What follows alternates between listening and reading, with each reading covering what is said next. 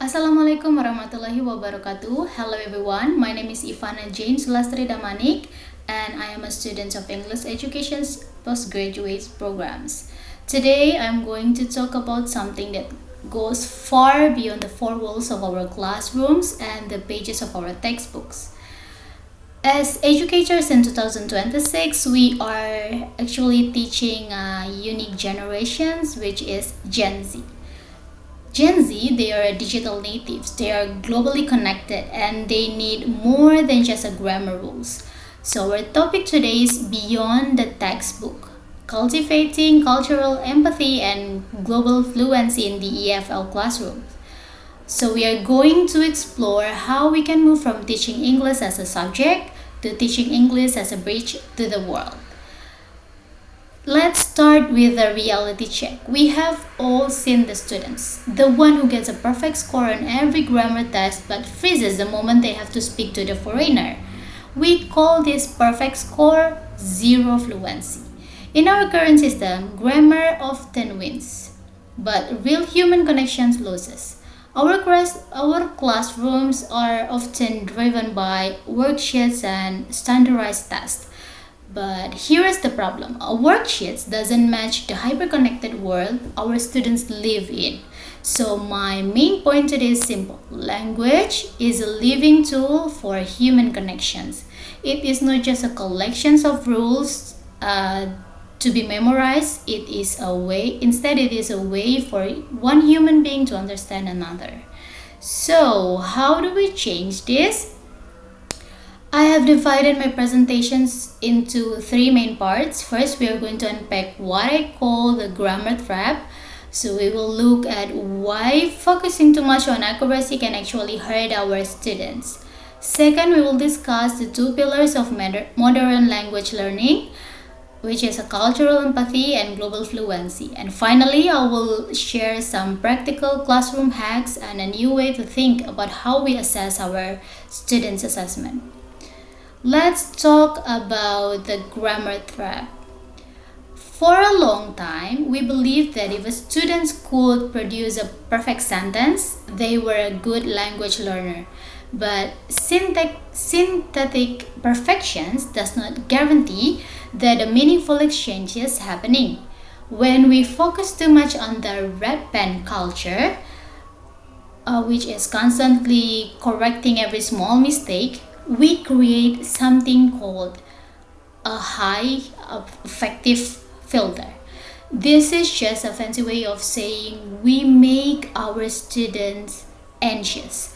When they are scared of making mistakes, they will stop taking risks. And when they stop taking risks, they stop learning. We also need to face English as a lingua franca reality. So most of English conversations today happen between two people who are both non-native speakers. And we need to train our students for that reality, where being understood is more important than being perfect. This brings us to our first pillar, which is a cultural empathy. I like to use the metaphor of the window and the mirror. English should be a window that allows our students to look out and see others' perspective without judgment. It helps them to understand that being different it helps them to understand that different does not mean wrong. And English also is a mirror. It should allow students to reflect on their own culture and share it with the world. We are looking for a mindset shift here. We want our students to move from a place of judgment to a place of curiosity. So instead of saying, "That's weird," we want them to say, "Tell me more about that." Our second pillar is global fluency.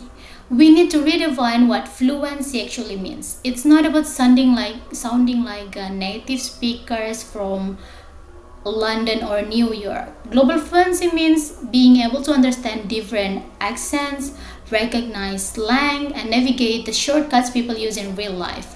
We also need to teach repair strategies. What does a student do when they don't know a word? Instead of giving up, they should know how to paraphrase, how to ask for clarifications, or how to offer an examples. We must prioritize intelligibility. And at the end of the day, being understood is the main goal of the language. Now, let's get practical. How do we bring this into our classroom? First, we need to create authentic vibes. This means bringing in podcasts, vlogs, memes, and global news that Gen Z actually consume. Second, we should use task-based learning. Don't just teach the present perfect tense. Give them a real problem to solve using that grammar. And finally, use the power of the internet for virtual exchange. Connect your students with peers in other countries for real projects, because when they get the real feedback from a real person, their motivations will increase because the language becomes real. If we change how we teach, we must change also how to assess. This is the test dilemma. A multiple choice questions cannot measure a real world skill. We need to move toward performance evaluation. So instead of giving a multiple choice questions, ask your students to create a podcast, to perform a role play, or participate in a debate. We should also start grading intercultural growth. Is the student adaptable? Can they listen actively? Can they speak with clarity even when they are nervous? So these are the skills that will actually help them in their future careers. This means we as a teachers need a new persona. We are still a grammar guides. We still teach the rules to the students, but we teach them so that the students can create meaning.